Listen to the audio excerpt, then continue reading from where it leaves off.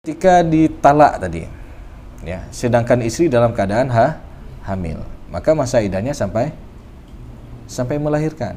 Nah, kemudian nanti ada yang ditalak ketika istri dalam keadaan menopause, sudah nggak ada masa haid lagi, maka itu diambil secara keumuman 3 bulan. Ya. Dan nanti kadang-kadang kita juga melihat ada yang ditalak oleh suaminya terhadap wanita yang belum dia campuri. Baru akad nikah tadi, saya terima nikahnya, udah. Habis itu pas pulang udah ribut masalah model foto, yang satu gaya kayak gini, yang satu gaya kayak gini. Ya. Nomor 2, nomor 1, entah macam pemilu aja gitu. Ya. Jadi gara-gara itu ribut, nah, akhirnya ditalak sama suaminya. Ya. Ya, kadang-kadang permasalahan talak ini sedikit, walaupun kita nanti bahas intinya dalam masalah warisan ya. Tapi ini juga penting. Kadang-kadang masalah sepele ya itu bisa besar, karena perlu kita ketahui bahwasanya kesuksesan syaitan yang paling besar adalah ketika yufarriquna bainal mar'i wa zawji ya. Jadi kadang-kadang ada kasus, ini kisah nyata nih, gara-gara salah potong ikan ya, salah potong ikan jadi ribut, ujung-ujungnya mau bercerai. Jadi kalau ada di kebiasaan kita orang Aceh, Bang Ustaz Amna ya, kalau ada ikannya nanggung nih, dia belah itu biasanya serong, miring lagi, ya. Jadi ini dibelah sama istrinya, lurus. Nah, jadi ketika istrinya masak tadi kan udah senang, udah siap-siap nih, ntar lagi pulang suaminya. Begitu suaminya pulang, ini lucu kali kok. Ya. Kok potong ikan lurus-lurus kayak apa kan? Akhirnya istrinya kan ya tersinggung lah. Ujung-ujungnya udah marah, udah kemana-mana, melebar kemana-mana, sampai ujungnya mau cerai. Ada yang gara-gara salah taruh tempat sepatu, ataupun salah gara-gara sepatu, taruh sepatu. Suami taruh sepatu dekat pintu keluar, sedangkan istri mau rumahnya bersih, dia taruh di belakang. Ya, ketika suaminya buru-buru mau pergi kantor, pergi kerja, mana sepatu, ya istrinya ambil, ya, udah kena marah lagi istrinya tersinggung, udah itu lagi, ujung-ujungnya mau bercerai.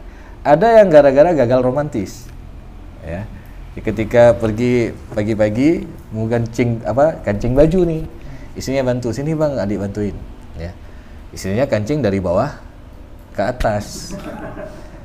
Suaminya biasanya kancing dari atas ke bawah. Jadi gara-gara itu panjang urusan ya. Jadi itu setan itu ya. Nauzubillah. Jadi ini kesuksesan setan yang paling besar adalah ketika dia mampu istilahnya menceraikan ataupun merusak ya antara hubungan suami istri tersebut. Makanya nggak heran kita, kasus terbanyak di mahkamah itu adalah kasus perceraian ya. Dan kalau kita lihat juga secara kalkulasinya, setelah kasus perceraian itu baru kedua adalah kasus berkaitan masalah harta. Nah, jadi tadi kita katakan bahwasanya dalam Al-Quran ada hukum-hukum memang detail Allah jelaskan tadi. Masalah perkawinan, nggak boleh kita menikah dengan orang yang musyrik, ya, musyrikat dan sebagainya. Begitu juga masalah talak dan juga masalah warisan, ini juga detail Allah jelaskan dalam Al-Quran. Karena kenapa? Karena kalau ini tidak diatur oleh Allah, ya, ini bakal rame masalah ini. Ya. Udah diatur oleh Allah aja, jadi rame, ya, ribut kemana-mana udah.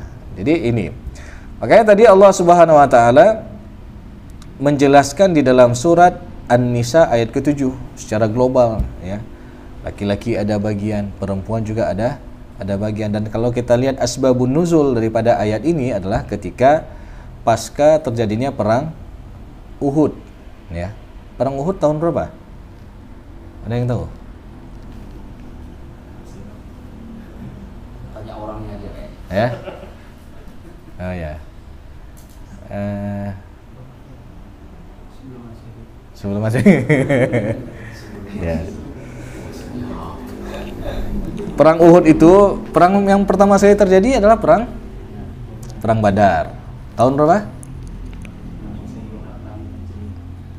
Jangan bilang tahun gajah ya. Tahun 2 Hijriah. Maknanya tahun kedua Rasulullah hijrah dari Mekah menuju ke Madinah. Nah, di tahun kedua hijrah itu sebenarnya banyak terjadi hal-hal yang mempengaruhi kejayaan Islam, termasuk pensyariatan. Tahun kedua hijriah awal mula disyariatkannya puasa Ramadan. Tahun kedua hijriah juga awal mula disyariatkannya zakat fitrah, ya. Kemudian tahun kedua hijriah itu di bulan Ramadan juga terjadinya perang Badar, ya. Yang mana pada perang Badar itu dimenangkan oleh kaum muslimin, padahal jumlah pasukannya ya sangat mencolok perbedaannya. Kaum muslimin hanya 300-an orang, kaum musyrikin sampai 1000-an orang. Tapi apa yang terjadi? Karena keimanan mereka kepada Allah Subhanahu wa taala, akhirnya Allah membantu sehingga memenangkan peperangan ini. Nah, itu terjadi pada tahun 2 Hijriah. Tahun ketiga Hijriah itu terjadi perang Uhud di Jabal Uhud. Ya, mungkin kalau teman-teman sekalian ada yang pernah pergi umrah, ya. Di sana ada ziarah kota Madinah. Salah satu tempat ziarah itu adalah Jabal Uhud. Dan Jabal Uhud ini adalah termasuk gunung yang paling besar yang terdapat di Madinah, yang panjangnya hampir kurang lebih 9 km, ya. Kemudian lebarnya hampir 4 km. Itu besar sekali, ya. Dan tahu nggak, ada sebuah amalan yang pahalanya itu sebesar Gunung Uhud. Apa itu?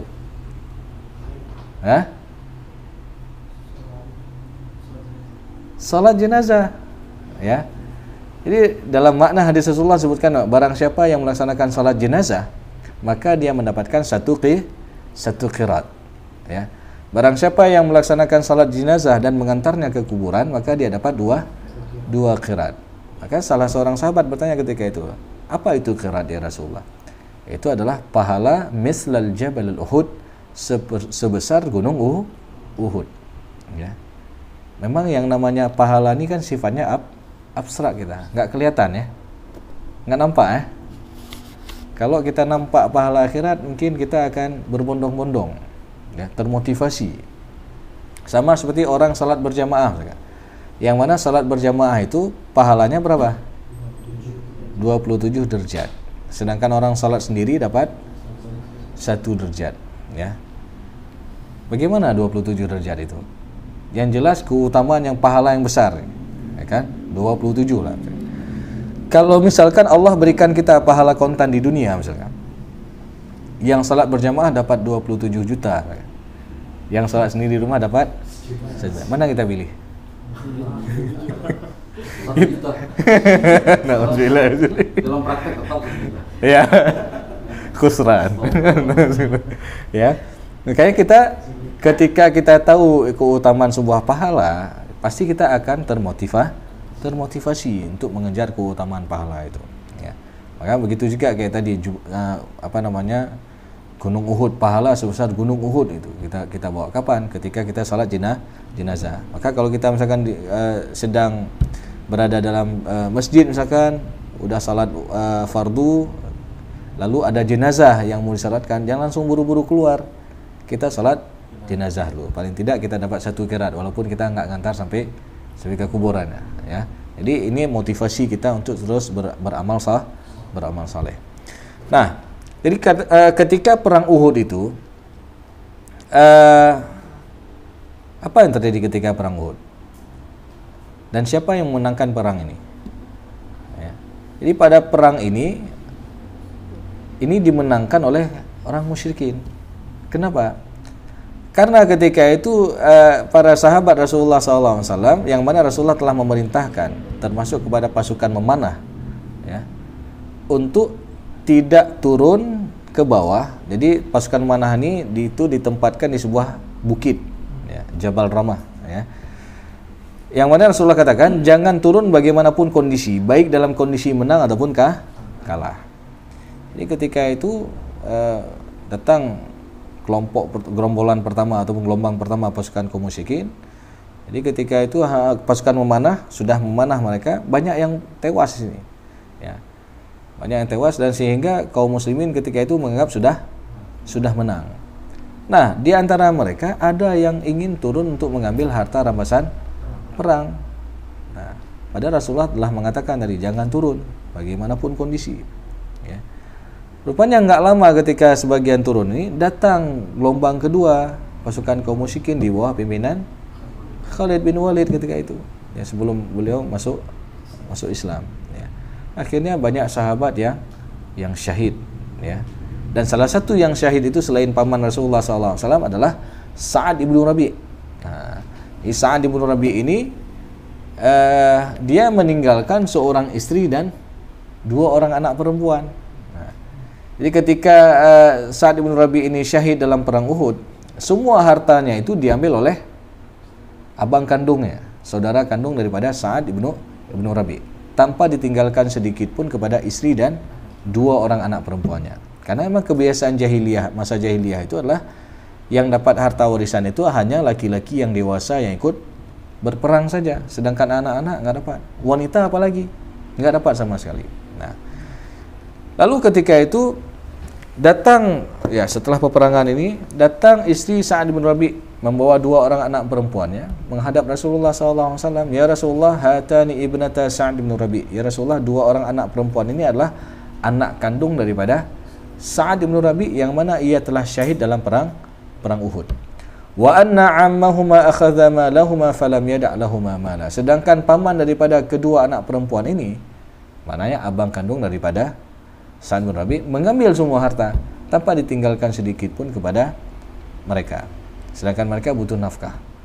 Lalu enggak lama Rasulullah mengatakan yaqdillahu fi dzalik, Allah memutuskan perkara kalian, sehingga turun surat An-Nisa ayat ke-7 tadi. Laki-laki ada bagian, perempuan juga ada bagian. Secara detailnya nanti dalam surat An-Nisa ayat ke-11 Allah jelaskan tentang porsi bagian anak-anak. Ya. Oh, kalau ada laki-laki dan perempuan itu berlaku 2:1. Oh, kalau hanya satu anak perempuan semata wayang dia dapat setengah dari total harta peninggalan almarhum. Kalau ada anak perempuan 2 orang ke atas, nggak ada anak laki-laki, mereka dapat 2/3. Dibagi berapa jumlah anak perempuan. Begitu juga masih dalam surat An-Nisa ayat ke-11 tentang porsi orang tua kandung dari almarhum. Jadi orang tua kandung ini juga dapat berapa bagiannya? Ayah dan ibu kandung daripada almarhum masing-masing dapat 1/6 jikalau almarhum ada keturunan. Oh, kalau nggak ada keturunan, maka untuk ibu dapat 1/3. Sedangkan ayah dapat asabah. An-Nisa ayat ke-12 tentang porsi suami istri. Ya. Ketika seorang istri meninggal dunia, maka di sana ada harta ataupun ada hak suami. Berapa hak suami kalau nggak ada anak? Setengah atau 1/2? Sama ya. Biar kita fokus ya. Ya. Nah, ini juga kadang terjadi dalam masyarakat ini. Beberapa waktu yang lalu ada kasus di dekat kampungnya Ustaz Amna nih. Jadi ketika itu seorang wanita janda nih, dia banyak harta peninggalan orang tuanya, ya. Dengan suami yang pertama nggak ada keturunan, meninggal suami pertama, kemudian dia menikah lagi dengan seorang laki-laki yang biasa-biasa saja. Nah, ketika menikah belum sampai usia pernikahannya setahun, lalu meninggal si wanita tersebut. Nah, tentu kan ada hak suami. Berapa hak suaminya? Setengah tadi kan? Nah, yang jadi masalah keluarga istrinya ini nggak mau kasih. Sampai dia bilang, enak kali dia ya, baru menikah udah dapat setengah harta katanya. Ya, makanya kalau kita bicara tentang masalah warisan, tentu ada konsekuensinya. Dalam sebuah perkawinan, salah satu konsekuensinya adalah saling mewarisi. Oh, kalau nggak mau berpindah harta untuk orang lain, jangan nikah. Jadi kalau mau menikah berarti konsekuensinya seperti itu, ya. Oh, kebetulan dalam kasus ini duluan meninggal istrinya. Nanti kalau duluan meninggal suami, tentu dia juga ada hak istrinya kan. 1/4 kalau nggak ada anak, kalau ada anak 1/8. Itu semua Allah jelaskan dalam surat An-Nisa ayat ke-12, ya. Kemudian nanti An-Nisa ayat 176 akhir daripada surat An-Nisa tentang porsi bagian daripada saudara dan saudari kandung. Jadi ini juga Allah jelaskan secara detail. Kapan saudara dan saudari kandung ini dapat hak? Ketika almarhum yang meninggal ini nggak ada keturunan dan nggak ada lagi orang tua, ya, khususnya orang tua yang laki-laki, ya. Sehingga di sana ada hak, kalau ada satu orang saudari perempuan kandung, ya, berarti adik ataupun kakak satu orang, dia dapat bagian setengah, ya. Jadi misalkan seorang meninggal dunia meninggalkan seorang adik perempuan kandung, ya, anak nggak ada, oh ada suami misalkan. Seorang meninggalkan seorang suami, kemudian ada satu adik kandung yang perempuan, kemudian ada paman. Nah, ini juga kasus nih, ya. Bagaimana penyelesaiannya? Siapa yang berhak, siapa yang tidak berhak, ya. Maka kalau kita tulis saja ya di papan tulis biar lebih tergambarkan, ya. Baik. Jadi ketika seorang meninggal dunia, ya, seorang meninggal dunia meninggalkan seorang suami, kemudian ada saudari perempuan kandung, ya. Almarhum ini ayahnya sudah duluan meninggal, ya, tapi ada abang ayah ataupun adik ayah, berarti paman, ya. Oke. Berapa porsi masing-masing ahli waris? Ya.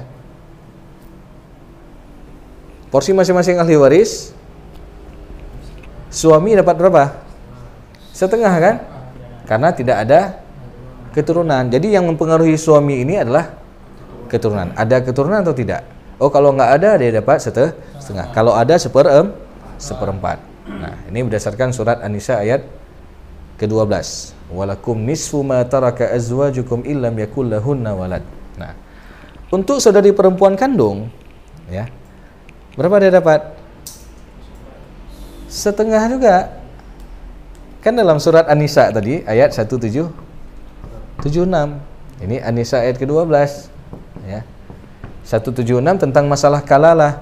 Ketika Allah berfirman, yastaftuna qulillahu yuftikum fil kalalah ini mru'un halaka laisa lahu waladun walahu ukhtun. Ini kan ukhtun kan, saudari perempuan kandung, ya. Ya, falaha nisfu ma tarak.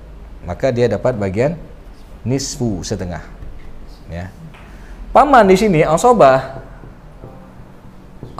bin nafsi. Pertanyaannya, ada nggak bagian untuk asabah? Habis kan? Setengah untuk suami, setengah untuk saudari perempuan kandung. Asabah ini nggak dapat lagi, ya. Jangan nanti dia minta mana hak saya, hak wali misalnya, hak wali nggak dapat, karena posisi kedudukan atau secara urutan pembagian warisan tetap lebih didahulukan kepada ashabul furud yang dapat bagian tertentu. Ya, jadi suami dapat setengah, saudari perempuan kandung juga dapat setengah karena dia sendiri, karena nggak ada keturunan dan nggak ada lagi orang tua. Sedangkan paman di sini dia asabah binafsi, ya. Dia dapat karena yang laki-laki yang dekat hubungannya dengan almarhum, ya, maka dia dapat sisa. Maka tunggu dulu, ada sisa nggak?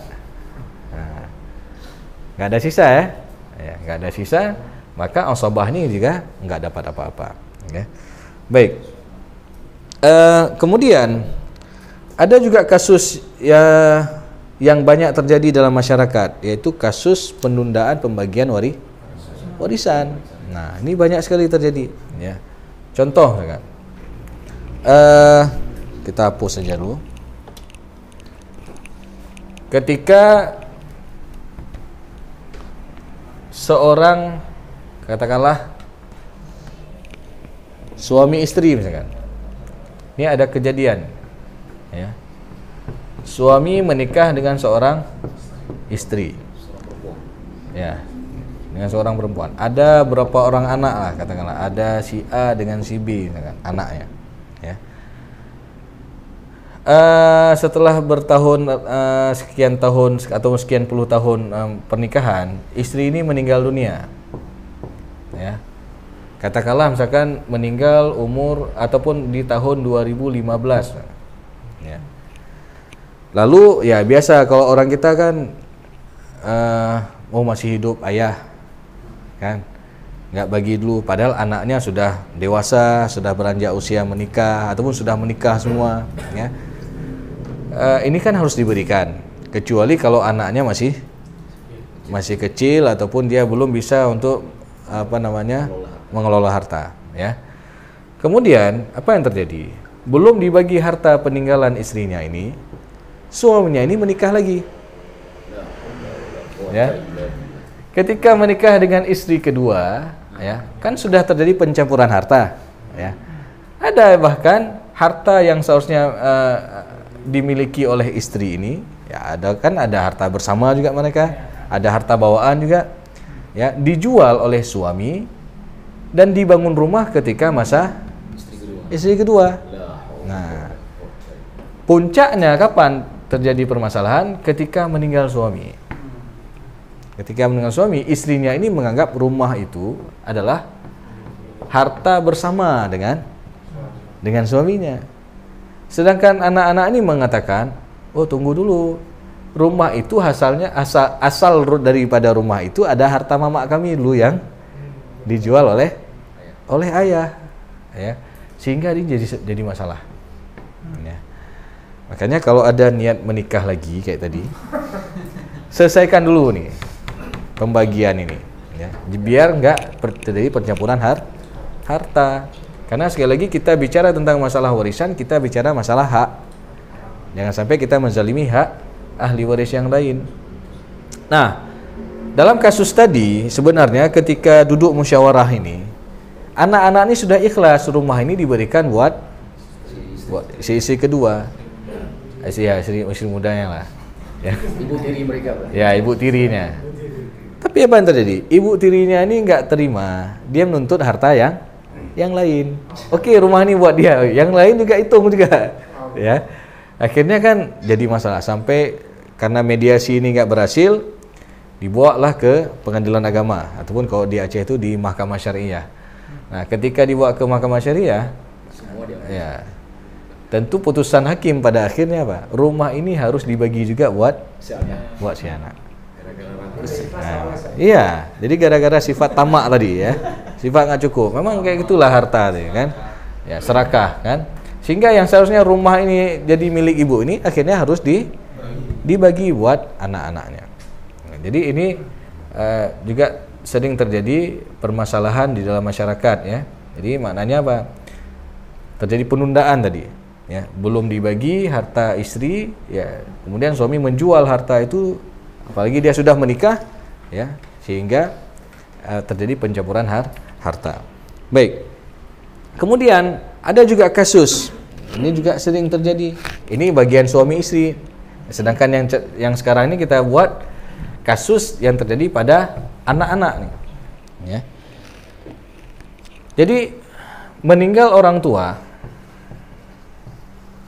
tahun 2018. Ini kisah nyata juga kejadiannya. Dia memiliki 3 orang anak. Ada anak laki-laki, anak perempuan. Ya. Almarhum punya istri. Jadi meninggal 2018, belum difaraidkan harta peninggalan orang tua. Di tahun 2020 meninggal anak nomor 2 waktu masa Covid. Ya, tahun 2020. Nah, anak ini dia sudah berkeluarga, dia memiliki ada istrinya, tapi belum memiliki anak, ya, belum ada anak. Nah, jadi tahun 2020 meninggal, tahun 2021, nah, baru mau difaridkan harta orang tuanya, ya. Istrinya nuntut, karena dia nggak dikasih. Istrinya nuntut, saya kan ada hak juga dari harta suaminya yang diperoleh dari almarhum ayahnya, kan? Karena harus dirunutkan nih. Jadi penentuan ahli waris itu adalah ketika meninggal, bukan ketika mau bagi, ya. Jadi ketika meninggal almarhum 2018, siapa masih hidup? semua masih hidup, maka semua ada hak, ya. Berapa di sana ada hak istri 1/8, ya, karena ada keturunan. Oh, sisanya dari keturunan dari 7/8 itu dibagi 5, asabah bil khairi. Masing-masing laki-laki nanti ambil 2 bagian, 2 bagian, satu bagian, ya. Lalu hak anak yang laki-laki ini baru difaridkan kembali, ya. 2 bagian ini di sana ada hak istrinya sebesar 1/4 karena nggak ada anak, sisanya diberikan untuk ibu kandung, kan ini jadi ibu kandung, ya. Dapat 1/6, ya. Kemudian ya 2 orang ini adalah asabah bil ghair, sisa. Kenapa ibu 1/6?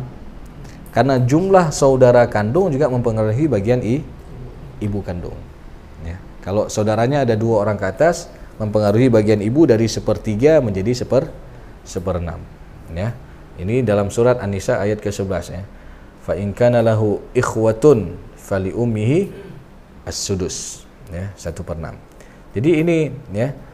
Jadi yang jadi ribut karena permasalahan ini adalah ini nggak dikasih karena dianggap sudah meninggal dunia. Padahal ketika meninggal almarhum orang tuanya ini masih hidup, ya, maka harus dirunutkan satu persatu, ya.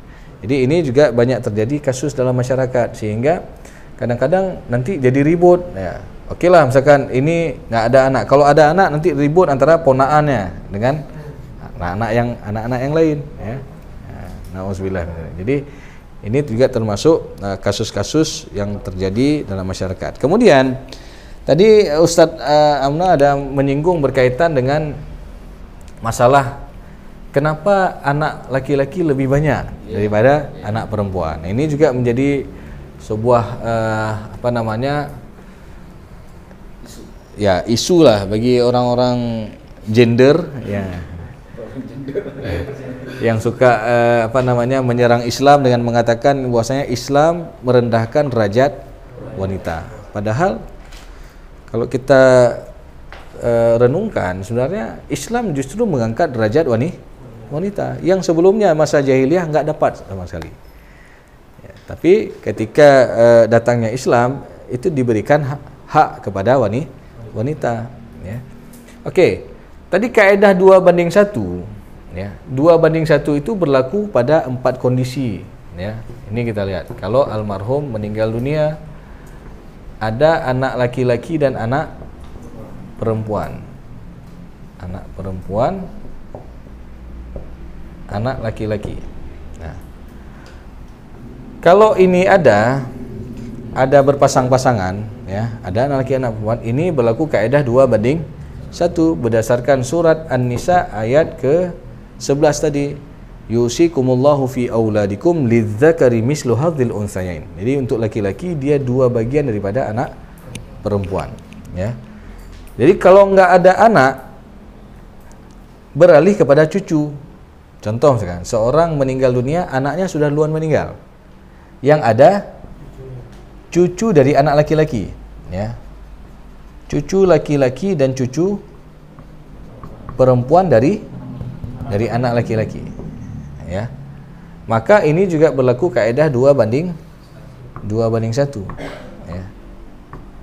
Kemudian kalau almarhum nggak ada anak, tapi ada saudara dan saudari kandung, ya.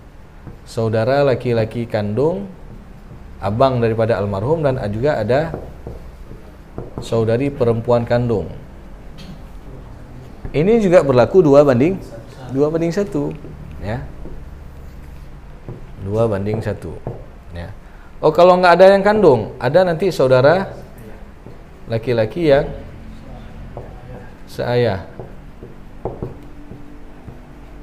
Kalau disebutkan saudara laki-laki seayah, paham nggak? Satu ayah beda ibu, ya. Contoh misalkan seperti inilah kita buat biar tahu ininya, ya.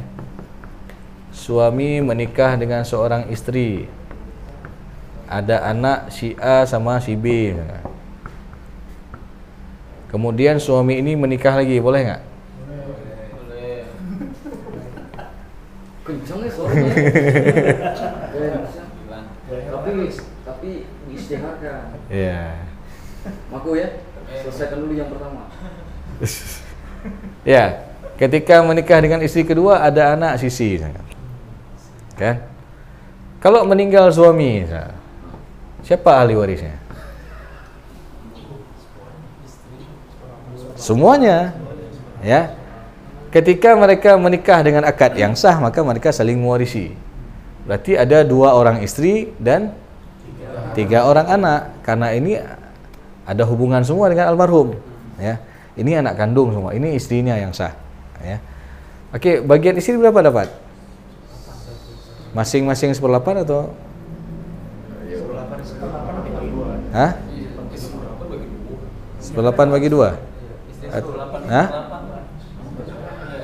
Gimana nih? Ini ikhtilaf ulama nih.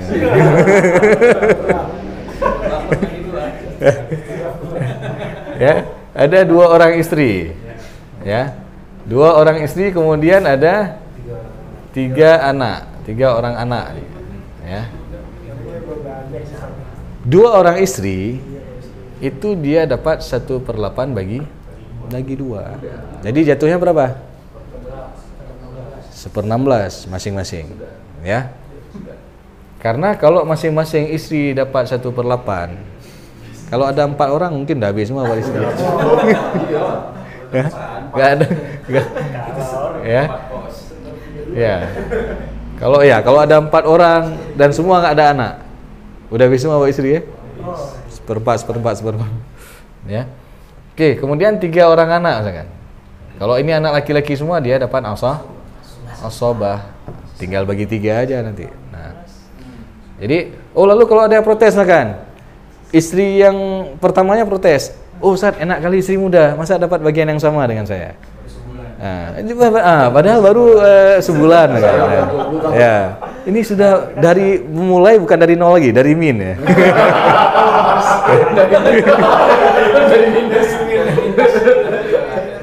Maka bagaimana?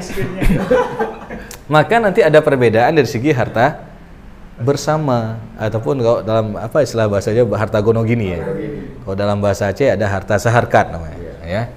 Jadi ini ada perbedaan, ya. Maknanya harta bersama itulah harta yang dapat setelah perkawinan. Misalkan istri dengan istri pertama udah 30 tahun menikah, tentu banyak aset yang didapat setelah pernikahan, ya.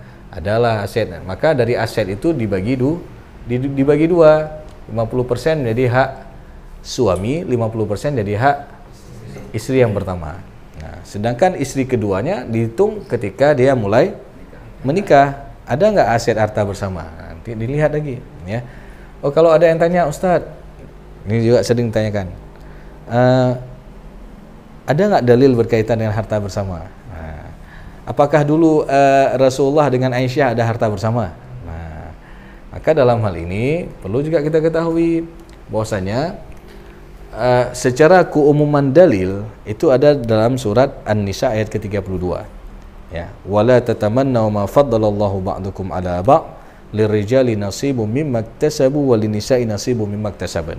Jadi bagi laki-laki ada bagian daripada apa yang mereka usahakan, bagi perempuan juga ada bagian daripada apa yang mereka usahakan. Walaupun ayat ini dia sifatnya umum, ya. Dan mengatakan ini khusus untuk amal soleh. Yang mengerjakan amal soleh laki-laki dapat pahalanya. Begitu ya yang perempuan dapat, yang buat amal soleh dapat pahalanya. Tapi ini bisa diperluas lagi berkaitan dengan masalah harta bersama, ya. Apalagi setelah perkawinan, kan di sana mereka juga ada andil lah. Misalkan ketika seorang suami dia yang bekerja, sedangkan istrinya sebagai ibu rumah tangga. Kan istri di rumah bukan duduk-duduk saja dia. Dia ngurusin rumah tangganya, dia ngurusin anak-anaknya, bahkan ada antar jemput anak sekolah, antar jemput anak les, antar jemput anak ngaji. Sehingga suaminya bisa fokus di pekerjaannya. Sehingga ini menunjukkan dianggap mereka telah bekerja sama dalam mencari rizki. Nah, kemudian juga berkaitan dengan nafkah. Kadang-kadang orang kita ya kasih nafkah ataupun kasih uang belanja beli ikan, sisa beli ikan itu dianggap nafkah, ya. Maka ini kan nggak adil, kan, ya. Nggak adil nih, ya. Padahal nafkah ini harus diberikan, ya, sesuai dengan kemampuan seorang suami. Makanya kalau terjadi perceraian sebenarnya ada beberapa hak juga yang diperoleh oleh mantan istri ataupun ketika bercerai itu ada hak namanya hak masa iddah ya. Ada hak ataupun berkaitan dengan harta atau nafkah masa iddah. Kemudian yang kedua nafkah madhiyah. Makna nafkah madhiyah ini adalah nafkah yang lampau yang belum diberikan oleh suami kepada istri. Ini juga dihitung juga ya. Nanti ada nafkah hadanah ya, buat anak-anak ya. Ada satu lagi nanti ada nafkah saya lupa ya, ada 4 pokoknya. Ada hak hak seorang istri ketika diceraikan oleh seorang suami. Jadi ada termasuk juga nafkah madhiyah tadi ya, masa lampau yang belum diberikan ini dihitung juga nih kalau terjadi perceraian ya. Maka kayak tadi ya, segala bentuk harta yang dihasilkan setelah perkawinan ini dianggap sebagai harta bersama. Walaupun kita juga enggak menafikan setelah masa perkawinan ini ada namanya harta bawaan. Contoh misalkan dari sekian misalkan 30 tahun menikah, usia pernikahan 10 tahun misalkan meninggal orang tua suami. Sehingga suami dapat warisan dari orang tuanya. Maka itu enggak dihitung sebagai harta bersama, tapi itu adalah harta bawaan ya. Begitu juga berkaitan tentang masalah hibah. Ketika udah menikah suami istri, lalu tiba-tiba seorang suami ini dapat hibah misalkan, dapat hadiah. Nah, itu enggak dikategorikan sebagai harta bersama, tapi itulah harta bawaan. Dan makanya nanti ada perbedaan ya antara istri pertama dengan istri kedua berkaitan dengan harta bersama. Tapi kalau hitungan faraid porsinya sama 1/8 bagi 2 ya. Baik. Kemudian semua ini anak kandung almarhum. Jadi semua ini dapat. Jadi jangan kita anggap yang dapat hanya anak pertama dari istri pertama saja, anak istri kedua enggak dapat. Ini zalim kita. Ya, zalim. Karena ini juga anak kandung daripada almarhum, anak kandung almarhum ya. Oke. Nah, kalau misalkan si A meninggal dunia misalkan. Si A meninggal dunia. Siapa saja ahli warisnya?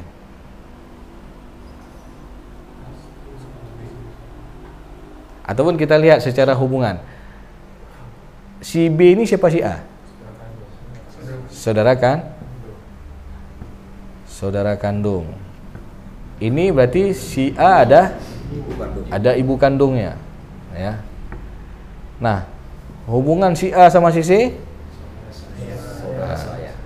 Saudara saya. Nah. Oke, misalkan istrinya ini ketika meninggal suaminya, setelah masa iddah selesai, dia menikah lagi misalkan dengan suami yang baru. Betul. Nah. Ketika menikah ada anak si D. Maka hubungan si A dengan si D sudah seibu, satu mama dia, beda ayah ya. Cukup satu aja dah. Ya. Jadi juga harus kita tahu nih silsilah ya. Maka ini boleh kita katakan tadi ini saudara laki-laki seayah, saudari perempuan seayah. Nah, tentu ini berlaku pada 4 kondisi saja nih. 2:1.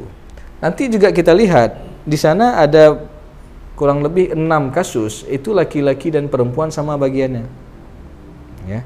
Laki-laki dan perempuan sama porsinya. Seperti ayah dan ibu tadi. Ayah dan ibu kandung dia dapat porsi sama 1/6 ya. Kapan ayah dan ibu dapat bagian 1/6? Ya.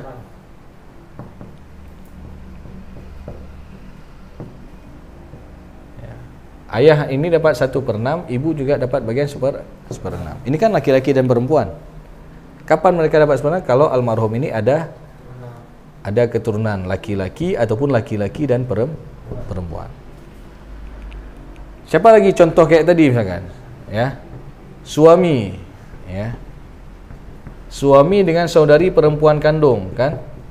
Ini enggak ada misalkan. Suami dapat saudari perempuan kandung dapat setengah. Ini nggak ada. Ini kan laki-laki dan perempuan juga. Bagiannya sama. Ya. Ya kan? Nggak ada 2/1 di sini kan? Laki-laki sama porsinya. Nanti saudara, kalau almarhum punya saudara laki-laki seibu dengan saudari perempuan seibu, ini juga porsinya sama mereka. Nggak ada beda laki-laki dan perempuan. Kalau mereka sendiri dapat porsi 1/6, kalau lebih dari satu laki-laki dan perempuan dapat porsi 1/3 dibagi berapa jumlah mereka. Nggak ada berlaku 2/1 ya. Nah, nanti ada kurang lebih 8 kasus itu perempuan lebih banyak dapat daripada laki-laki ya. Contoh misalkan, ketika ahli warisnya ada seorang suami, berarti yang meninggal siapa? Istri ya. Kemudian dia ada ayah kandung, lalu ada anak perempuan. Suami dapat porsi 1/4. Ayah 1/6. Plus asabah, plus sisa. Kalau ada sisa. Karena bersama dengan keturunan anak perempuan ini dapat siapa banyak anak laki-laki dan perempuan ataupun laki-laki dan perempuan secara umum. Banyak perempuan ke sini kan? Ini laki-laki juga. Ya. Banyak nanti kasus yang lain, ya. Perempuan lebih banyak dapat daripada laki-laki. Nanti ada kondisi juga hanya perempuan saja yang dapat. Laki-laki enggak dapat. Ya. Contoh, seorang meninggal dunia, meninggalkan seorang istri, ada anak perempuan, ada saudari perempuan kandung, ada paman, ya. Sini ayah udah duluan meninggal, ada paman. Ini cewek semua. Berapa dia dapat? 1/8. Ya, anak perempuan 1/2. Saudari perempuan kandung, ini namanya dia dapat asabah ma'al ghair. Ya. Paman di sini walaupun dia laki-laki satu-satunya terhalang ya. Dengan saudari perempuan kandung ini ketika posisinya asabah ma'al ghair. Karena Rasulullah dalam kaidah mengatakan apa? Ij'alu al-akhawat ma'al banat asabatan. Jadikanlah saudari perempuan kandung apabila berjumpa dengan keturunan perempuan saja sebagai asabah. Jadi ini cewek aja yang dapat, laki-laki nggak dapat nih. Ya. Maka ini adalah membantah hal seperti ini, membantah orang-orang gender tadi, orang-orang yang protes kesetaraan gender dan sebagainya. Ya. Tentu kalau kita lihat kasus satu persatu, ini sebenarnya perempuan lebih diuntungkan daripada laki-laki. Dan ini membantah orang yang mengatakan, oh berarti enak kali laki-laki ya, ataupun dalam Islam itu merendahkan derajat perempuan. Enggak seperti itu ya. Bahkan Islam datang adalah untuk meninggikan derajat perempuan dengan diberikan haknya.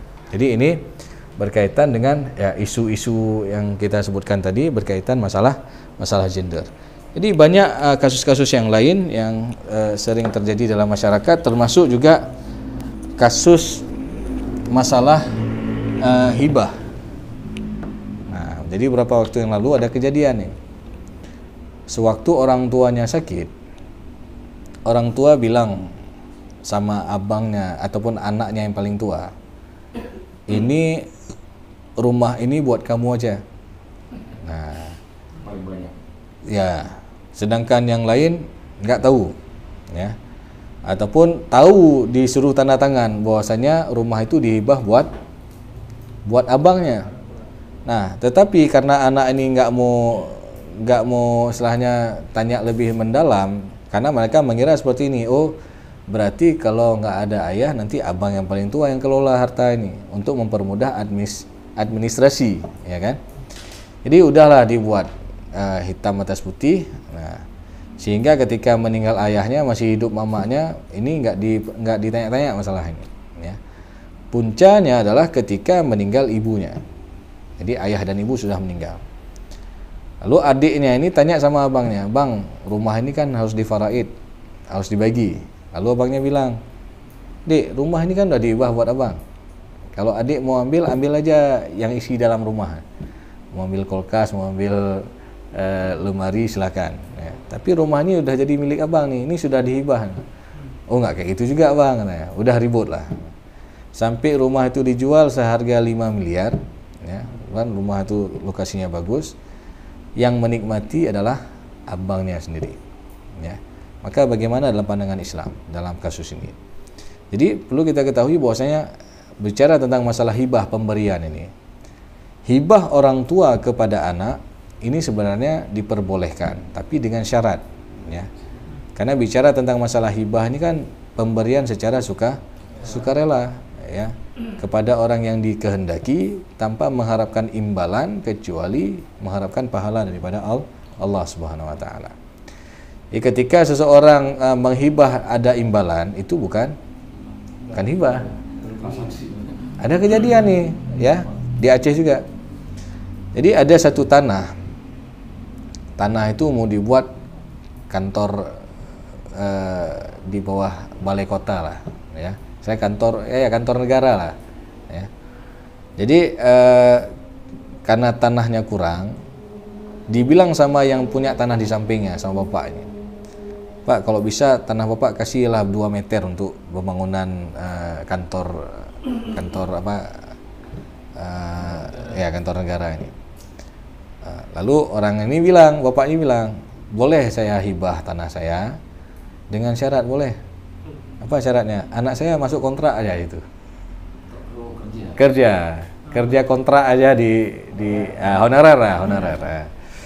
Oke, katanya. Udah oke. Itu hanya sekedar lisan aja. Sampai bangunannya udah jadi, ya. Anaknya pun nggak jadi honorer. Ya. Akhirnya dia ada niat untuk tarik kembali. Nah, boleh nggak kita tarik kembali apa yang udah kita hibah? Ya. Ya, maka sekali lagi bicara tentang masalah hibah ini kan pemberian sukarela tanpa mengharapkan imbalan. Kalau udah ada imbalan berarti bukan hibah, berarti jatuhnya sudah barter tuh kan, transaksi, ya, jual beli. Ya. Jadi kita bicara hibah itu adalah pemberian secara sukarela tanpa mengharapkan imbalan. Dan hibah orang tua ini ataupun hibah seseorang ini boleh diberikan kepada siapa aja. Boleh diberikan buat anaknya, boleh diberikan buat anak angkatnya, boleh diberikan buat anak tirinya ataupun buat kemaslahatan umat, ya, sah-sah saja. Nah, namun ada beberapa hal yang perlu kita ketahui berkaitan hibah orang tua kepada anak. Yang pertama apa? Hibah orang tua kepada anak, syarat yang pertama itu harus diberikan dalam kondisi sehat walafiat. Bukan dalam kondisi sakit menjelang kematian. Kalau diberikan sakit dalam kondisi sakit menjelang kematian, itu jatuhnya kepada wasiat. Sedangkan wasiat itu peruntukannya nggak boleh untuk ahli waris. Jadi wasiat itu peruntukannya untuk selain ahli waris. Karena Rasulullah mengatakan, "Innallaha qad a'ta kulladzi haqqin haqqahu fala wasiyata liwarisin." Jadi Allah telah menetapkan hak bagi tiap-tiap yang berhak, maka tidak boleh wasiat itu diberikan untuk ahli waris. Karena kenapa? Ahli waris sudah dapat bagian tertentu dalam Al-Qur'an. Ya, dan dapat setengah, dan dapat sepertiga dan seterusnya. Nah, jadi diberikan ke siapa juga wasiat itu? Diberikan kepada anak angkat selain ahli waris lah, ya. Intinya selain ahli waris boleh diberikan wasiat, dan dalam memberikan wasiat ini juga nggak boleh semua harta. Batasan maksimalnya adalah sepertiga. Oke, baik. Kemudian yang kedua, syarat hibah orang tua kepada anak harus ada takabud, serah terima. Jadi kalau kita lihat dalam literatur fikih, rukun hibah itu ada 4. Ya. Yang pertama ada si pemberi hibah, ada si penerima hibah, ada objek yang dihibahkan, dan ada ijab kabul ataupun serah terima.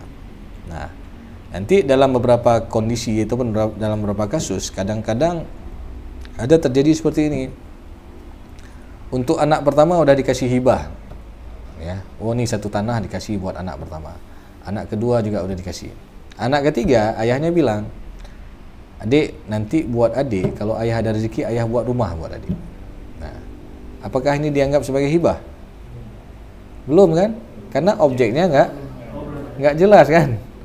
Kalau ada rezeki, kalau nggak ada gimana? Ya. Jadi ini jadi masalah juga nih, ya. Jadi objeknya itu harus jelas. Kemudian dalam memberikan akad tadi harus jelas akadnya. Jangan misalkan orang tua kadang-kadang seperti ini, untuk anak pertama kamu kelola aja lah tanah ini, ya. Satu lagi anak kedua kamu kelola aja tanah ini. Nah, tanpa ada serah terima ataupun akad tadi. Dan ini dikelola bertahun-tahun. Ketika meninggal orang tua jadi masalah. Kapan? Ketika si adiknya lihat tanah abangnya itu sudah bernilai nih. Nah, ini udah kena dekat jalan tol nih, ya kan? Nah, ini kalau harganya 2 kali lipat daripada tanah saya. Lalu adiknya bilang sama bang, saya ada hak juga lah dari tanah abang. Kenapa kayak gitu? Ya tanah abang nih 2 kali lipat harganya daripada tanah adik. Sehingga abangnya udah marah nih, ya kan? Nah, jadi ini jadi masalah, ya, karena tadi akadnya nggak jelas, ya. Maka sama kayak orang utang.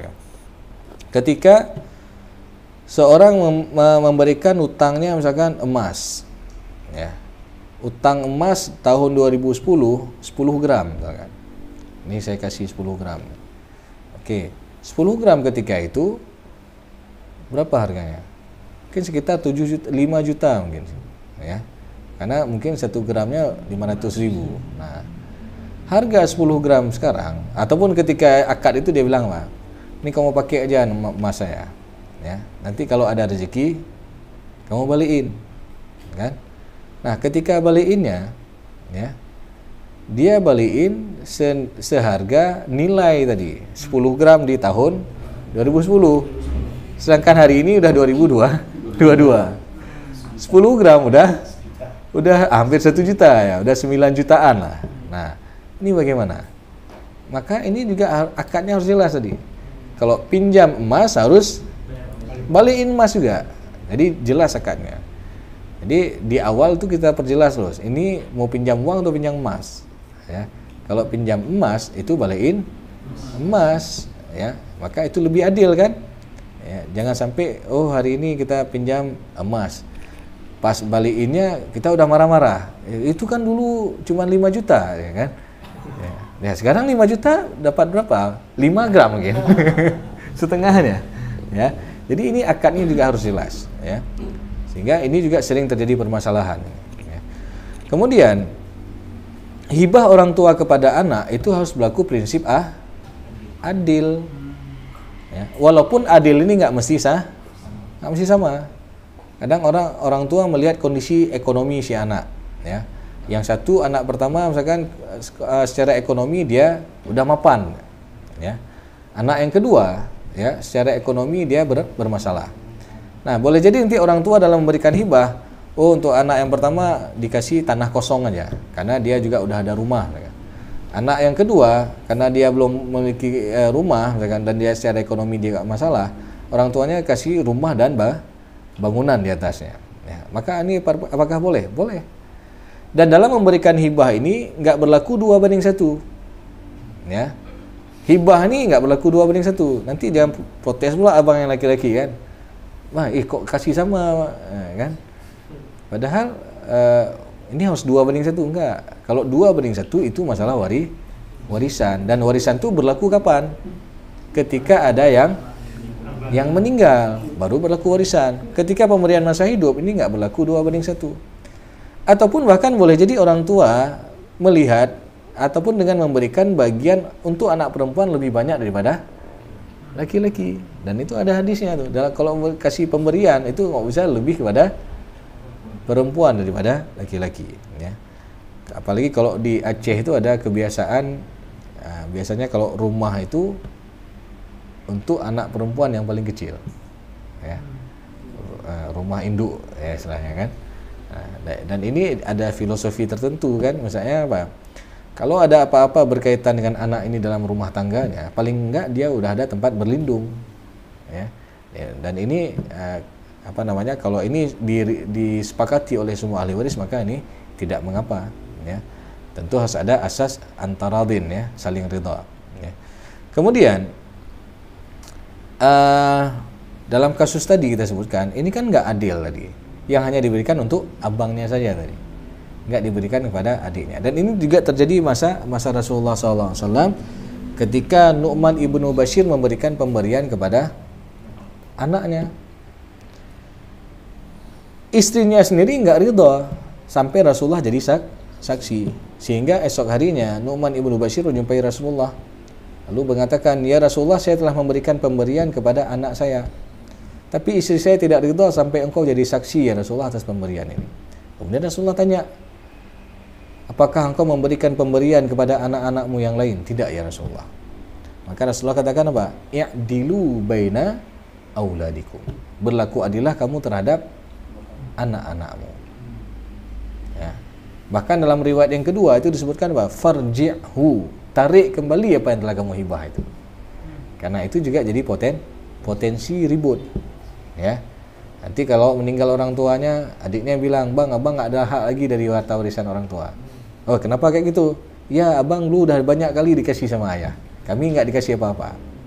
Lalu abangnya bilang, kan abang nggak minta, kan? Ini dikasih sama ayah, ya, sehingga jadi masalah, kan? Maka kalau ini memang terjadi masalah dan nggak bisa dilakukan mediasi, kalau ini dibawa ke mahkamah ataupun ke pengadilan agama, maka biasanya segala bentuk pemberian semasa hidup dihitung sebagai nilai warisan.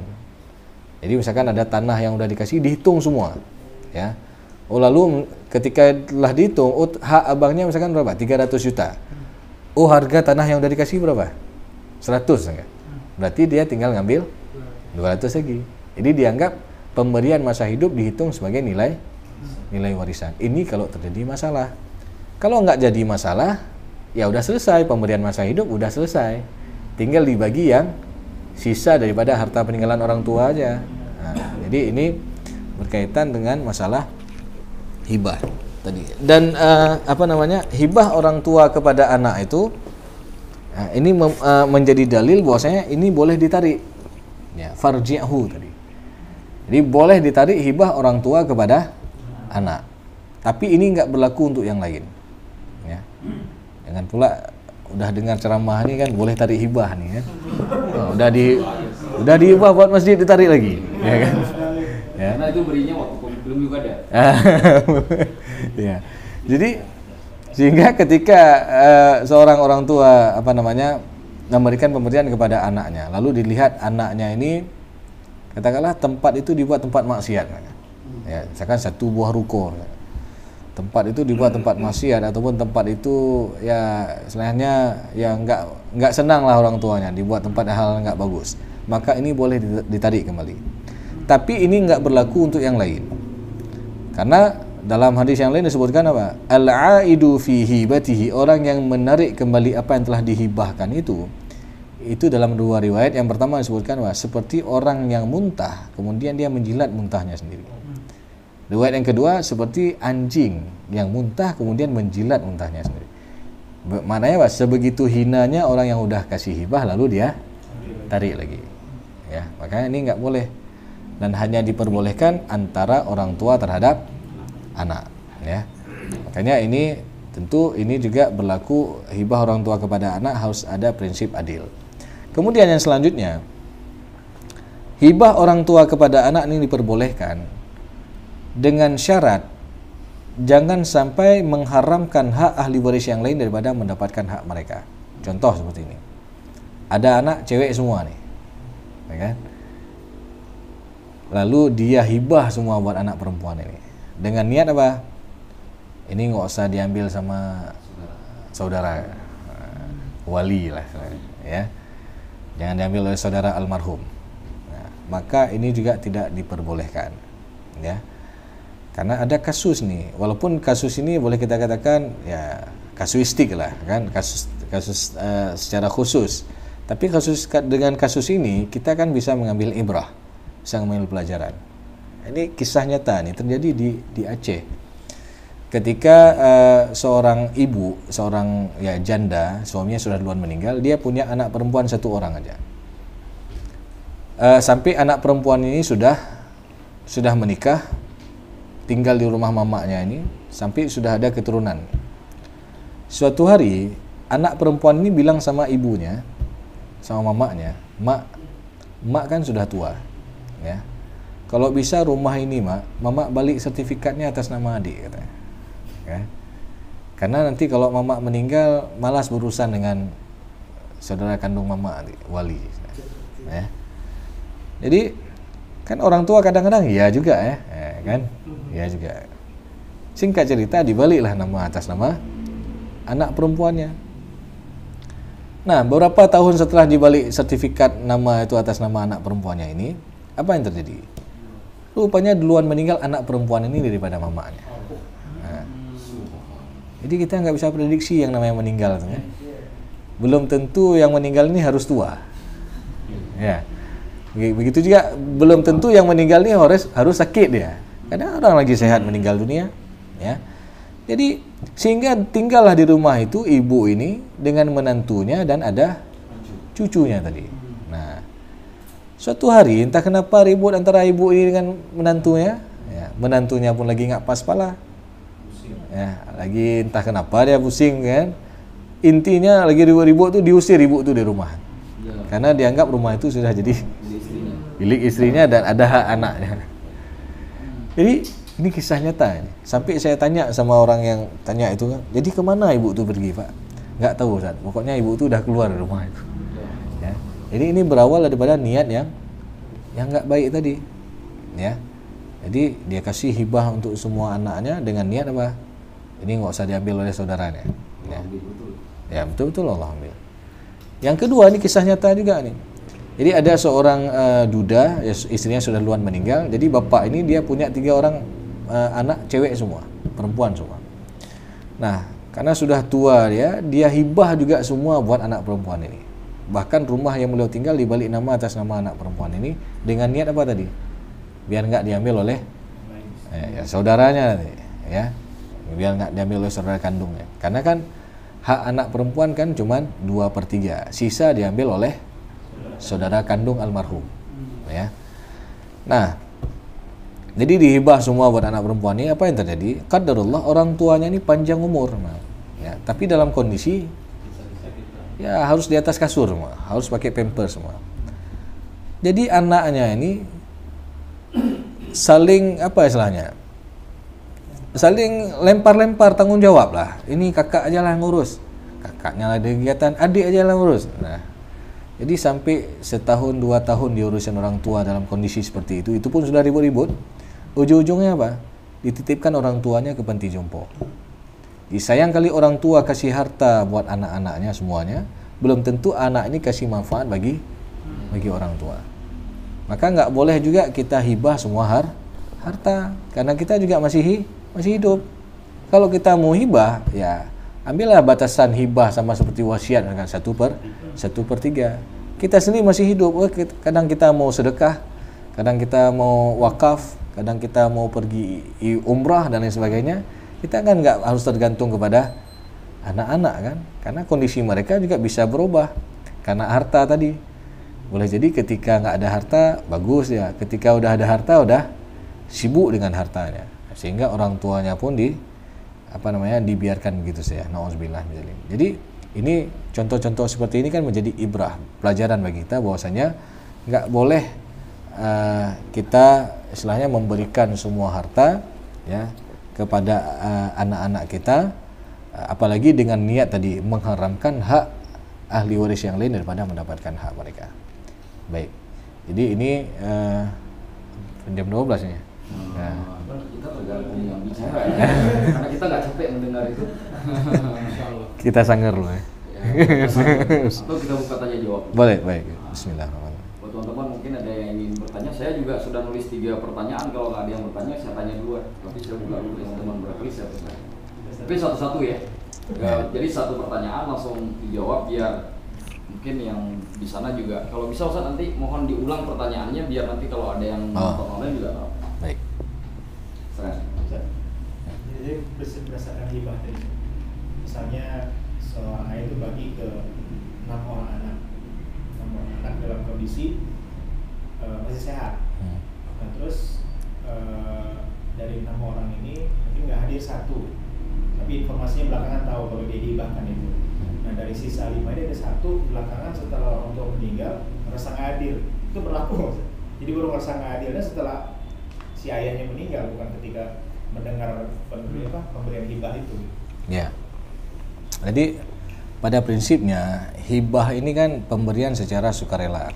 Selama ahli warisnya ini diberikan hak-hak mereka, ya, maka ini ya berlaku hibah ini.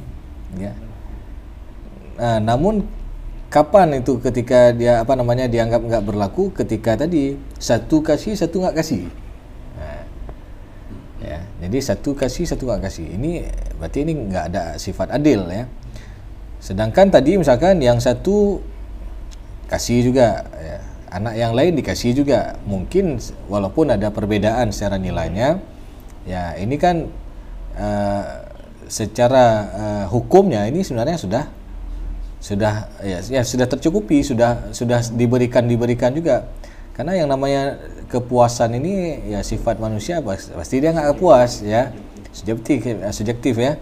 Kadang menganggap ini untuk adik dapat banyak, misalkan kita sedikit ya. Ya yang jelas sebenarnya kalau kita bicara tentang masalah tadi pemberian, masalah harta warisan, itu kan sebenarnya kita bicara tentang masalah nikmat ya. Karena harta yang kita dapat tanpa kita harus bekerja kan? Harta yang kita dapat tanpa kita harus keluarkan keringat. Ya, jadi itu adalah nikmat. Jangan sampai gara-gara ini jadi musibah, jadi malapetaka di antara para ahli waris. Sama juga dalam hal kondisi berapa waktu lalu ada kasus ini terjadi saling klaim ya. Adiknya mengatakan ada sepetak tanah itu semasa hidup ayahnya itu sudah ada transaksi jual beli antara adiknya dengan ayahnya ataupun anak nomor 2 dengan ayahnya.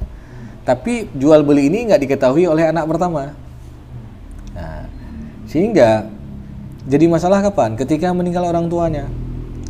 Si adik ini mengklaim tanah itu sudah jadi milik dia karena sudah ada jual beli.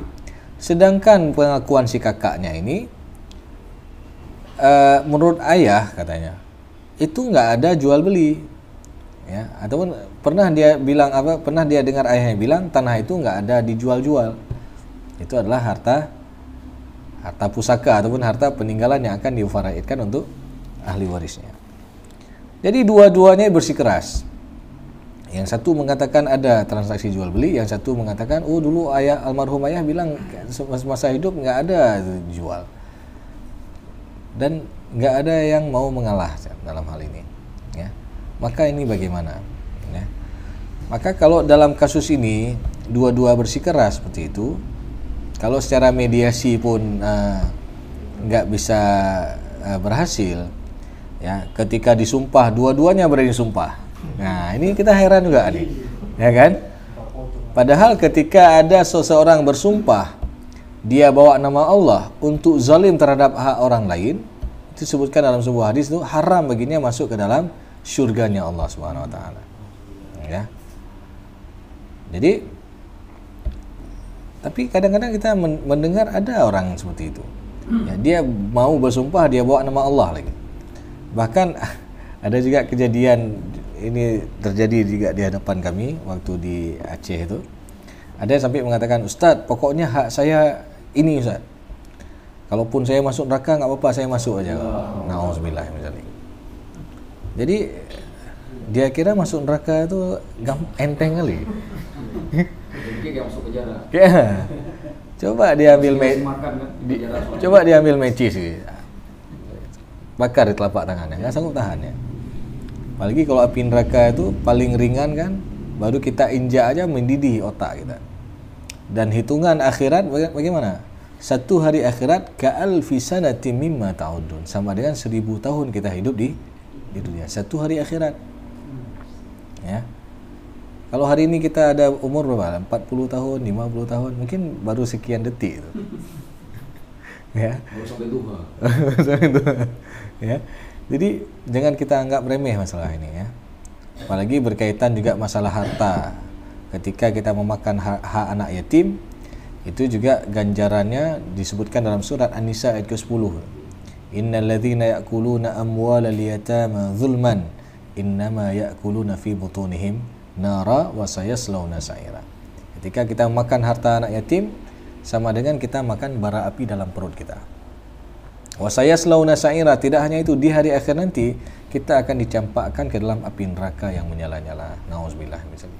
Jadi seperti itu. Baik. Bisa dipahami? Mungkin ada lagi? Ya, silakan. Insyaallah. Misal ini soal hutang piutang sebenarnya, cuman mungkin akan berkaitan sama yang saya pahami kan, kalau ada seseorang berhutang kemudian dia meninggal, kan ahli warisnya wajib untuk membayar hutangnya. Nah kalau kondisinya begini Ustaz, ada si Fulan, misal si Fulan ini berhutang sama saya, si Fulan meninggal, cuman posisinya kita nggak tahu keberadaan ayahnya, cuman kita tidak bisa memastikan juga kalau ayahnya sudah meninggal. Nah itu ahli waris paling dekat yang harus menanggung beban tanggung jawab hutang si almarhum ini siapa sih? Ya, pada dasarnya semua ahli waris bertanggung jawab. Ya, jadi kalau almarhum, apalagi almarhum ada harta peninggalan ya. Kalau almarhum ada harta peninggalan, maka itu berkewajiban daripada harta peninggalan almarhum ini untuk melunasi hutang piutang. Ya. Apakah dijual tanahnya ataupun dijual rumahnya untuk menutupi hutang piutang. Karena jangan kita anggap remeh masalah hutang piutang ini. Rasulullah SAW mengatakan, nafsul mu'min mu'allakatun bidainihi hatta yuqda anhu. Jiwa seorang mukmin itu akan terkatung-katung dikarenakan hutangnya sampai ada yang melunasi hutangnya. Bahkan dalam riwayat yang lain itu disebutkan apa? Yaghfiru lisyahid kulla dzambin. Allah mengampuni seluruh dosa-dosa orang yang syahid. Karena orang syahid itu orang yang mengorbankan jiwanya, hartanya di jalan Allah sampai dia meninggal dunia, syahid. Allah ampuni seluruh dosanya, tapi satu yang enggak diampuni oleh Allah, apa itu? Hutang. Ya. Ad-dain, hutang. Makanya ini juga termasuk kewajiban yang harus dilaksanakan sebelum harta itu difaraidkan untuk ahli ataupun kepada para ahli warisnya. Maka itu kewajiban siapa? Pada dasarnya ini adalah kewajiban semua ahli waris. Oh, kalau abangnya lalai misalkan menunda-nunda, mungkin ahli waris yang lain bisa mengingatkan, "Bang, selesaikan dulu hutang almarhum orang tua ya. Biar nanti biar orang tua jadi tenang di sana ya, kalau enggak ini kan terkatung-katung ya. Maka anak adiknya pun itu ada kewajiban untuk mengingatkan abangnya. Kadang-kadang ada orang yang suka tunda-tunda sampai lupa, akhirnya ya hutang orang tuanya pun tidak dibayarkan, sedangkan dia menikmati hasil warisan orang tuanya. Nauzubillah min dzalik. Berarti ini kan menzalimi orang tuanya ya. Jadi ini juga termasuk kewajiban. Bahkan kalau harta itu hanya cukup untuk membayar hutang, berarti itu wajib bayar hutang. Dan sedangkan untuk ahli waris dia nggak dapat apa-apa karena wajib ya. Maka tadi ada 4 secara urutannya yang berkaitan dengan harta peninggalan almarhum. Yang pertama apa? Biaya tajhiz mayit, biaya pemakaman almarhum, pembelian kafan, transportasi ambulan, tanah kuburan. Kalau nggak ada yang tanggung, ini diambil daripada harta peninggalan almarhum. Kemudian yang kedua, hutang piutang. Hutang ini ada 2 macam. Ada hutang berkaitan dengan hak Allah dan ada hutang yang berkaitan dengan hak manusia. Hutang berkaitan dengan hak Allah apa? Zakat termasuk. Nah, jadi zakat yang belum dikeluarkan sebelum tahun-tahun sebelumnya, ini dianggap hutang berkenaan dengan hak Allah. Ataupun nazar, ketika orang tuanya bernazar ketika sakit, ya Allah kalau saya sembuh nanti saya akan sumbang 5 juta untuk untuk masjid ataupun untuk lembaga pendidikan agama misalkan, ya. Udah sembuh tapi belum sempat dilaksanakan, meninggal dunia. Maka ini dianggap hutang berkaitan dengan hak Allah. Yang kedua, hutang yang berkaitan dengan hak manusia. Ini juga harus diselesaikan. Ya. Ya, dalam kita bermuamalah ada hutang piutang. Oh, kalau piutang misalkan. Piutang itu apakah dihitung sebagai harta peninggalan almarhum? Maka kita lihat dulu hutang bagaimana, piutangnya bagaimana. Kalau piutang ini nggak mungkin kembali, ya, mungkin biasa kan, waktu pinjam uang sama kita tiap hari telepon, udah jatuh tempo, udah nggak aktif lagi, nggak tahu cari kemana, nggak tahu cari kemana. Ya udah, ini kan piutang yang nggak mungkin kembali, ya. Maka itu juga menjadi amal jariah almarhum. Ya, karena bicara hutang piutang ini termasuk dalam bab ta'awun 'alal birri wat taqwa kan. Kita saling tolong menolong untuk kebaikan kan. Tapi ketika seseorang yang kita tolong itu misalkan udah jatuh tempo dia nggak bayar, padahal dia mampu untuk bayar, itu zalim namanya. Maka ada hadis itu Ustaz ya, matlul ghani zulmun ya. Menunda-nunda bayar hutang padahal dia sanggup bayar hutang, itu adalah salah satu bentuk kezaliman ya. Jadi itu dia. Kemudian nanti setelah hutang baru kemudian wasiat. Dia jalankan wasiat almarhum itu. Selama wasiat ini tidak bertentangan dengan syariat. Ya. Misalkan seorang berwasiat sebelum meninggal, nanti kalau ayah meninggal, kalau abi meninggal, itu ruko yang dekat masjid kasih buat masjid ya. Nah, ini harus dijalankan oleh ahli waris. Ya. Selama nilai wasiat itu tidak melebihi daripada sepertiga harta. Ya. Kalau lebih daripada sepertiga, maka hanya boleh dijalankan maksimal sepertiganya saja. Kecuali kalau ahli waris yang lain sepakat, ridho, oh udah nggak apa-apa lah. Ini untuk amal jariah kita juga, amal jariah orang tua kita juga, kita sedekah semua. Ya, boleh kalau semua ridho. Dan ini siapa yang mengatakan? Allah katakan dalam Al-Quran, dalam surat An-Nisa ayat ke-11, ayat ke-12 itu disebutkan mim ba'di wasiyatin yusi biha audain, ya, tusuna biha audain, yusa biha audain, itu diulang sampai 4 kali itu. Maksudnya pembagian warisan itu dilaksanakan setelah wasiat dan hutang. Walaupun duluan disebutkan wasiat dalam Al-Quran kemudian hutang, tapi dalam pelaksanaannya hutang dulu baru wasiat. Karena hutang ini sifatnya wajib kita selesaikan, ya. Sedangkan wasiat ini dia sifatnya sunnah, ya. Baru nanti kalau 3 kewajiban itu telah dilaksanakan, yang terakhir adalah pembagian warisan untuk ahli waris. Oh, kalau ada sisa, kalau nggak ada sisa ya udah, berarti kewajiban itu laksanakan, ya. Nah, jadi tetap lu hutang kemudian wasiat, ya, seperti itu. Apa namanya? Coba kita ini, saya masih bingung gini Ustaz. Studi kasusnya adalah misal ahli warisnya ini ya masih ada ibunya, abangnya. Nah ini secara bersamaan ketika almarhum meninggal, maka semuanya nih, baik ibunya, baik pamannya, baik saudara kandungnya laki-laki maupun perempuan, langsung jatuh kewajiban yang sama atau ada runutannya.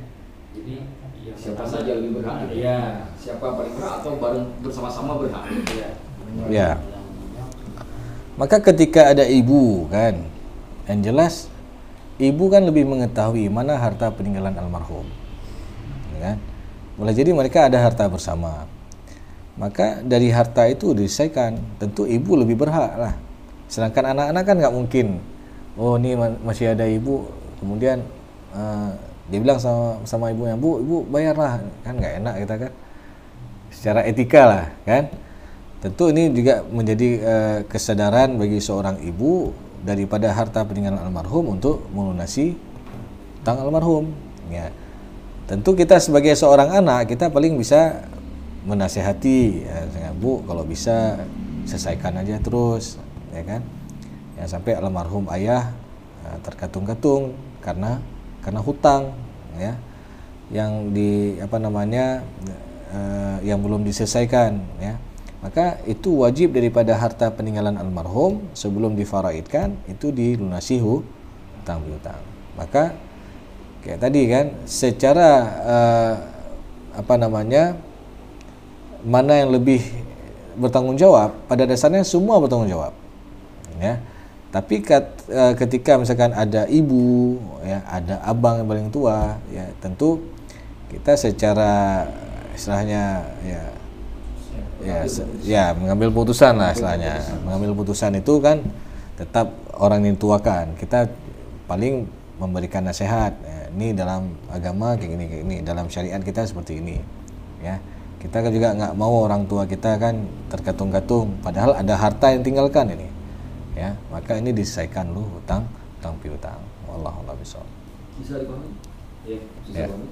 Jadi maksud Ustaz itu semua berhak. Artinya siapa yang paling mampu ya dia yang paling berhak membayar, kan gitu. Tapi dalam urutan pengambilan keputusan ada hierarkinya. Nah, itu yang dimaksudkan oleh Ustaz. Ya. Bisa pahami? Bisa Ustaz. Siap. Ya, silakan. Anwar. Mengenai ada kasus misalkan anak angkat kan dapat boleh mendapatkan hibah. Ya. Nah, kalau misalkan orang tuanya itu belum sempat mengucapkan kata hibah, apakah dia berhak mendapat warisan juga? Wasiat, ya. Oke. Ketika ada seorang mengadopsi anak ataupun mengangkat anak, apa hukumnya? Hukum mengangkat anak.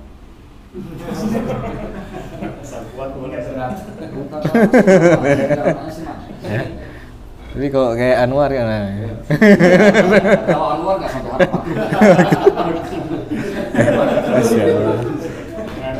Ya. Jadi sebenarnya mengadopsi anak itu dibolehkan. Tetapi yang nggak boleh adalah memberikan nasab. Misalnya dibinkan tuh nggak boleh. Karena Rasulullah juga pernah mengangkat seorang anak bernama Zaid bin Harithah, ya, sebagai anak angkat Rasulullah. Tapi karena ketika itu para sahabat memanggil Zaid bin Muhammad karena sudah dekat kali dengan Nabi Muhammad, seakan-akan anak Nabi Muhammad. Maka datang teguran daripada Allah kan. Dalam surat Al-Ahzab ayat ketiga atau ayat keempat itu sebutkan apa? Ud'uuhum li abaihim.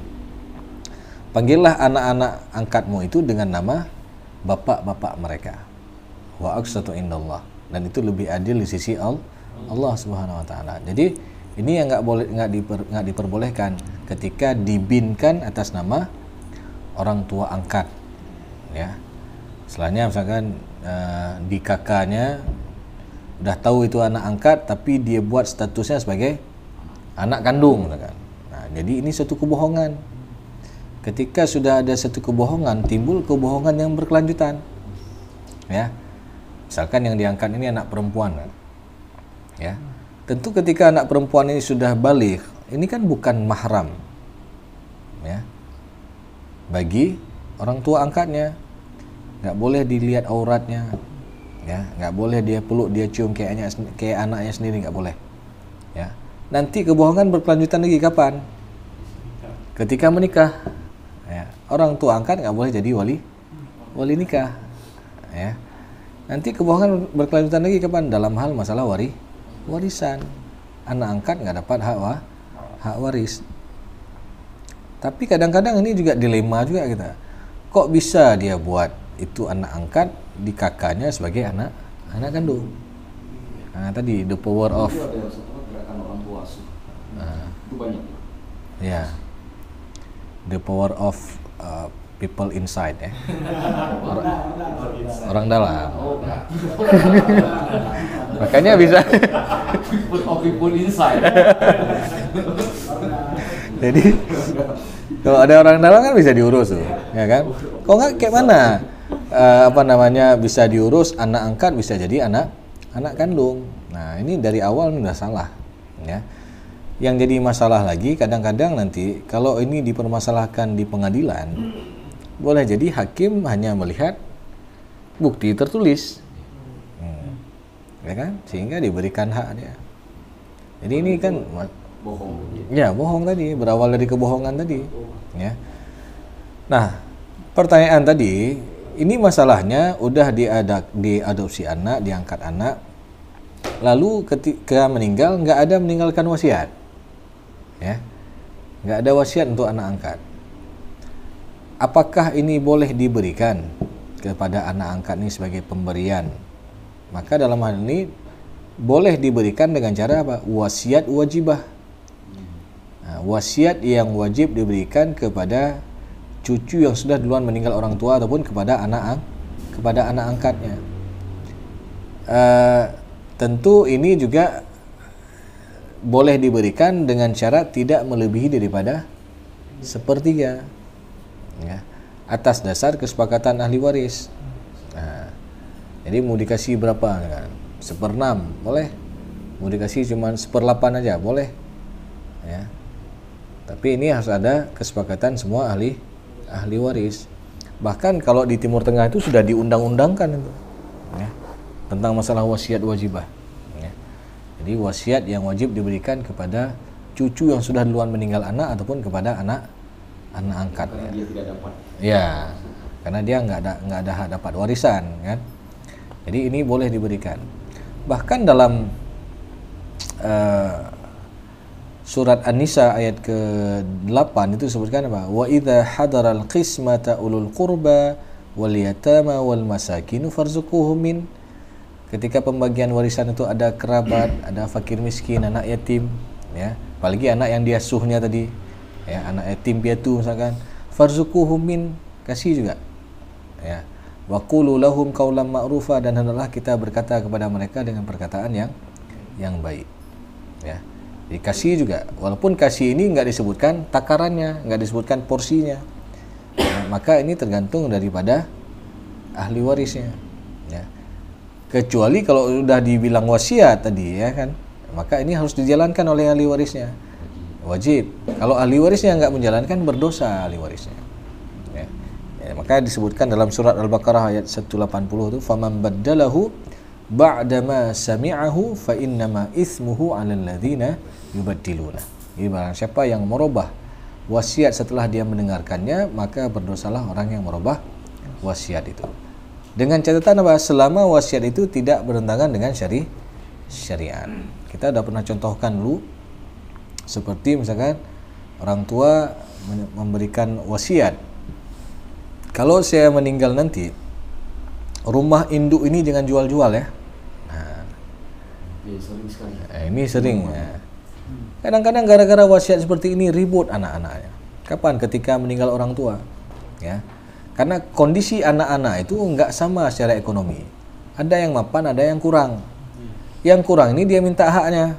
Sedangkan aset warisan cuman itu saja misalnya. Ya. Jadi nanti adiknya bilang, "Bang, itu ada hak saya lah di rumah tuh. Saya perlu uang nih. Mau daftarin anak sekolah dan sebagainya, kan." Abangnya tarik garis terus. Pokoknya nggak ada jual-jual. Nah, kalau udah bilang pokoknya itu udah selesai. Ya, wasiat ayah lu, wasiat orang tua lu nggak ada boleh jual. Nah, karena secara ekonomi dia mapan. Ya. Coba kalau dia kondisi seperti adiknya misalkan, mungkin dia akan berubah pikirannya. Maka dalam hal ini juga wasiat yang bertentangan dengan syariat. Boleh wasiat itu dijalankan atas dasar kesepakatan semua ahli waris. Tapi kalau ada ahli waris yang keberatan, kalau ada ahli waris yang istilahnya mereka nggak sepakat, maka ini pada dasarnya harus wasiat itu tidak berlaku. Karena sebagaimana kita sebutkan tadi, hadis Rasulullah mengatakan, innallaha qad a'ta kulli haqqin haqqahu fala wasiyata liwarisin. Allah telah menetapkan hak bagi tiap-tiap yang berhak, maka nggak boleh wasiat itu diberikan kepada ahli waris. Dalam hadis yang lain disebutkan, la wasiyata liwarisin illa ayyasha'a warathah. Tidak boleh wasiat itu diberikan kepada ahli waris kecuali atas dasar kesepakatan semua ahli waris. Itu dia. Kalau ahli waris nggak sepakat tadi, kembali kepada hukum awal tadi. Nggak boleh wasiat untuk ahli waris. Boleh wasiat untuk ahli waris kapan? Ketika ahli warisnya sepakat. Begitu. Ya. Boleh. Dua juga boleh. Mengenai zaman sekarang kan kayak suami istri nih, Nah, misalkan mengenai harta golongan ini tuh biasanya banyaknya minta di sertifikat segala macam di istri semua. Nah, misalkan suaminya meninggal nih, nah ada hubungan saudara kandung. Nah, itu mengenai pembagian warisannya, misalkan ada case di pengadilan, siapa yang bakal menang? Ya, dalam kasus seperti itu langsung hasilnya nih. Saya proses dulu ya. Ini hasilnya langsung. Saya nggak mau lama-lama. Saya pengen itu poin. Ayo silakan. siap. Subhanallah. Maka dalam kasus seperti itu bisa diselidiki. Maknanya apa? Bisa ditinjau kembali dari segi sertifikat tanah ataupun aset itu. Kapan sertifikat itu didapatkan? Oh, setelah mereka menikah. Maka itu juga dikategorikan sebagai harta bersama. Kecuali bisa dibuktikan itu adalah warisan dari orang tua istri ataupun orang tua suami. Ya. Jadi kalau itu didapatkan setelah fatrah mereka menikah ataupun dalam jangka waktu mereka menikah, maka ini semua dihitung sebagai harta bersama. Ya, kecuali kayak tadi bisa dibuktikan kalau itu adalah hasil daripada warisan dari orang tuanya misalkan. Nah, itu baru nggak dihitung sebagai harta bersama, tapi harta bawaan, ya. Memang banyak kejadian seperti itu kan. Buat rumah atas nama istri, beli mobil atas nama istri. Ada juga kasus seperti ini. Ini kisah nyata juga. Ada karena dia udah lama menikah nggak ada keturunan. Kebetulan yang bekerja ini adalah istrinya. Jadi istrinya ini beli aset, tapi bukan atas nama dia, atas nama adiknya, atas nama adik kandung istri. Ya. Beli aset, beli mobil atas nama adiknya, beli aset lagi atas nama kakaknya. Jadi nggak dibeli atas nama dia dan atas nama suami, karena dia mungkin udah firasat nih. Ini kalau dia meninggal nanti biar nggak ada hak suami karena nggak ada anak kan. Ya. Iya. Iya. Jadi istilahnya ya kembali ke keluarga dia aja kan. Nah, ada orang seperti itu, ya. Maka ini juga dalam hal ini kan kembali kepada niat tadi, ya. Kemudian kalau ini bisa dibuktikan bahwasanya dibeli aset atas nama adiknya ini, ya, untuk menghindari tadi, maka ini pada dasarnya ini nggak boleh kan. Nah, sama juga orang ketika sakit, ada seorang suami ketika sakit dia ceraikan istrinya, ya, dengan niat tadi agar istrinya nggak dapat hak warisan. Karena dia meninggal. Nah, ada kejadian. Ya. Ada ya kasus begini? Ada itu. Ya. Anak Nabi Adam itu siapa? Ya. Bahkan, ya, jangankan kita bilang itu ya sebenarnya. Ketika terjadi perceraian, kan suaminya bilang sama istrinya, saya talak kamu, talak satu. Kan itu ada masa iddah. Baru 1 kali haid katakanlah masa iddahnya. Istrinya baru 1 kali haid. Meninggal suaminya. Apakah istri yang sedang dalam masa iddah yang sudah ditalak tadi mendapatkan hak warisan? Nah, maka dalam hal ini tetap dapat. Karena kalau belum habis masa iddah itu belum putus hubungan perkawinan. Ada nafkah. Ya, makanya suami ada kewajiban untuk memberikan nafkah. Istri juga ada kewajiban nggak boleh menerima pinangan orang lain dalam masa iddah. Ya, maka belum putus hubungan suami istri. Maka kalau meninggal salah satunya itu tetap ada saling mewarisi. Ya. Kecuali kalau udah selesai masa iddah. Nah, itu biasanya yang dipermasalahkan berkaitan dengan harta bersama aja. Ya, harta gono gini istilahnya. Ya. Ya. Bisa Pak? Insyaallah. Nanti pulang langsung bisa fakta itu. Tanggalnya berapa? Langsung bawa ke Madinah. Siapa? Ada lagi? Oh iya, silakan Muhammad. Ini kasusnya terjadi di keluarga saya. Insyaallah. Jadi almarhum meninggalkan istri, kemudian meninggalkan 6 orang anak perempuan dan 1 orang laki-laki. Itu anak terakhir laki-laki. Kemudian almarhum ini meninggalkan 1 hektar tanah sama rumah. Cuman yang 1 hektar tanah ini dikelola oleh anak laki-laki ini. sedangkan yang rumah ini belum dibagi, rumah ini belum dikawinkan. Nah, apakah yang pertama, apakah uang hasil sewa itu perhitungannya sama atau tidak? Kalaupun misalkan tidak sama, apakah uang itu boleh diambil atau tidak? Uang sewa tanah itu sama ahli waris. Oh, lewat semuanya. Semuanya. Baik. Berkaitan dengan hal itu, yang pertama, pada dasarnya ketika meninggal seseorang, itu harta yang ditinggalkan itu pada dasarnya adalah milik semua ahli waris. Jadi semua ada hak. Termasuk benda yang kecil tapi dia punya nilai kebendaan misalkan. Punya nilai dia. Ya, cincin misalkan ataupun jam tangan misalkan. Itu jam tangan peninggalan almarhum itu nggak boleh misalkan satu anak ambil aja terus. Ya, itu pada dasarnya pada jam tangan itu di sana ada hak istrinya 1/8. Ada. Ya. Saiko kan harganya Ya. 10 juta misalkan. Ya, kadang-kadang gara-gara masalah sepele lah, masalah kecil. Contoh, meninggal ibu kandungnya meninggal. Ya. Yang namanya ibu kan seorang perempuan pasti banyak meninggalkan perkakas kan. Ada gelas, ada piring, ada ceret dan sebagainya. Nah, ada sebagian anak main bawa pulang terus. Bawa pulang terus ya, piringnya bawa pulang. Kan? Ya. Jadi kebetulan pula pas ada acara di rumah kakak yang bawa pulang ini. Nah, dia undang adik-adiknya. Ya kan? Nah, pas diundang adiknya, pas mau diambil ini piring, kayaknya piring peninggalan mama nih. Pas lihat gelas kayak gitu juga, ada tandanya, ini gelas peninggalan mama nih. Lalu adiknya bilang sama adik yang lain kan, gawat kali kakak, kenapa main bawa pulang terus piringnya? Ya, padahal kan kita pengen juga. Ya. Jadi gara-gara itu kan timbul fitnah nih, ya kan?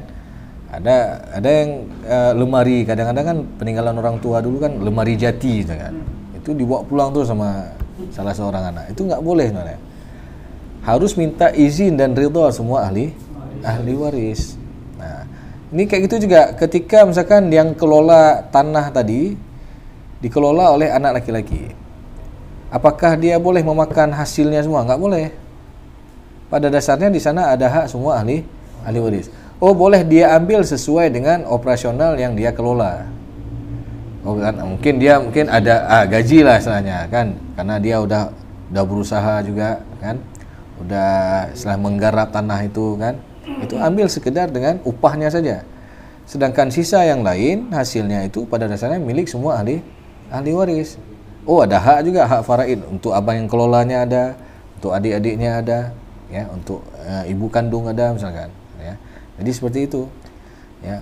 Makanya banyak juga kadang-kadang permasalahan yang terjadi kayak tadi, ditunda pembagian warisan gara-gara apa, misalkan ada nanti beberapa aset itu dikelola oleh ahli waris tertentu.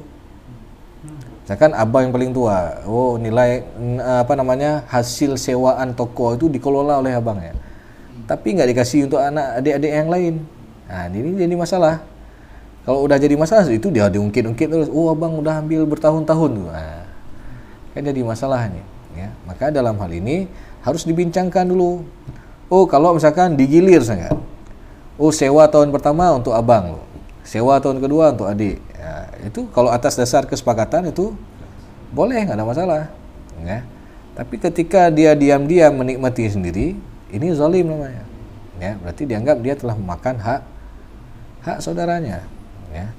Maka ketika seorang memakan hak saudaranya itu sama dengan dia juga makan bara api dalam perutnya, ya. Jadi jangan kita anggap remeh tuh, dia nggak tahu kita makan terus, ya. Harus cari keridhaan dan antaradin lah, saling ridha satu dengan yang lainnya. Kalaupun misalkan udah dulu dia pernah makan seperti itu, minta maaf, ya, minta maaf, ya. Karena jangan sampai pahala-pahala kebaikan yang telah kita kerjakan ini pada akhirnya akan berpindah kepada orang yang pernah kita zalimi, ya. Karena Rasulullah pernah mengatakan dalam hadisnya, barang siapa yang menzalimi seseorang, ya, dalam makna hadis, maka hendaklah dia mencari kehalalannya hari ini sebelum tiada manfaat harta dan juga anak-anaknya. Yang mana sebelum datang hari kiamat, ya. Sebelum datang hari kiamat. Jadi hendaklah dia mencari kehalalan. Maksudnya dia minta maaf. Karena boleh jadi, ya, ketika dia berbuat zalim pada seseorang, ya, maka pahalanya itu akan ditransfer kepada orang yang pernah dia zalimi, ya. Jadi pahalanya sesuai dengan kadar kezalimannya, ya. Kalau kezalimannya besar, maka pahalanya yang telah dia kumpul itu besar juga akan ditransfer kepada orang yang pernah dia zalimi. Oh, kalau ada pahala, kalau dia nggak ada amal kebaikan gimana? Ya. Jadi dia akan menanggung dosa orang yang pernah dia zalimi itu, ya. Kemudian pada akhirnya dia dicampakkan ke dalam api neraka. Nauzubillah min dzalik. Maka inilah hakikat orang-orang yang rugi di hari akhir nanti, ya. Ataupun dikenal dengan apa? Al-muflis, ya. Orang yang bangkrut, orang yang rugi, ya. Karena dia banyak bawa pahala salat, dia banyak bawa pahala puasa, zakat dan sebagainya. Tapi ketika dilihat secara hablum minan nas, dia suka buat zalim pada orang lain, ya. Suka bertengkar dengan orang lain, suka memfitnah orang lain, suka memakan harta orang lain, suka memukul orang lain, dan suka melakukan tumpah darah terhadap orang lain. Jadi 5 bentuk kezaliman yang Rasulullah sebutkan dalam hadis ini kan sering terjadi dalam kehidupan kita sehari-hari. Ada kasus ribut-ribut, ada kasus fitnah memfitnah, ya, memakan harta orang lain, ya. Kemudian kasus pukul-pukul, kasus bunuh-membunuh, ya, tumpah darah. Dan 5 kasus ini, 5 bentuk kezaliman ini kadang terjadi dalam satu masalah. Itu dalam masalah warisan. 5-5-nya ini ada. Pertama ribut-ribut dulu. Yang kedua sudah saling fitnah. Abang tuduh adik sudah jual harta orang tua. Adiknya bilang, "Bang, tunggu dulu bang, waktu kami masih kecil abang sudah jual duluan dulu." Kan udah saling fitnah nih. Sehingga dia yang ketiga ada di antara mereka yang tanpa dia sadari dia telah memakan hak saudaranya. Kadang ada yang sampai pukul-pukul, ya, ribut masalah harta sampai tampar. Ada kasus kemarin tu, ada abang tampar adiknya gara-gara ribut masalah warisan. Adiknya nggak terima, akhirnya lapor polisi. Ujung-ujungnya abangnya sempat masuk sel, ya. Kan sedih kali kita dengar, ya. Itu sampai kasus pukul-pukul. Dan nauzubillah ada yang sampai bunuh-membunuh. Ya, kasus yang paling sedih kemarin itu terjadi di mana tuh? Yang dipukul, dia bunuh ayah kandungnya, kemudian ibu tirinya, kemudian adik tirinya dimasukin ke dalam septic tank. Nauzubillah untuk hilang. Tapi ketahuan enggak gara-gara masalah warisan enggak? Ya. Jadi ini terjadi. Jadi dalam warisan ini kadang-kadang tanpa kita sadari 5 bentuk kezaliman ini terjadi, ya. Maka secara dosanya pun luar biasa, ya. Dosanya yang pertama dia memakan harta secara batil. Yang kedua dia telah memutuskan tali silaturahim. Karena Rasulullah mengatakan la yadkhulul jannah qati'ur rahim. Enggak akan masuk surga orang yang memutuskan tali silaturahim. Kemudian boleh jadi yang ketiga dia durhaka dengan orang tua, ya. Orang tua kalau tahu misalkan gara-gara harta yang tinggalkan ini ribut anak-anaknya, mungkin orang tua nggak akan tinggalin harta, ya.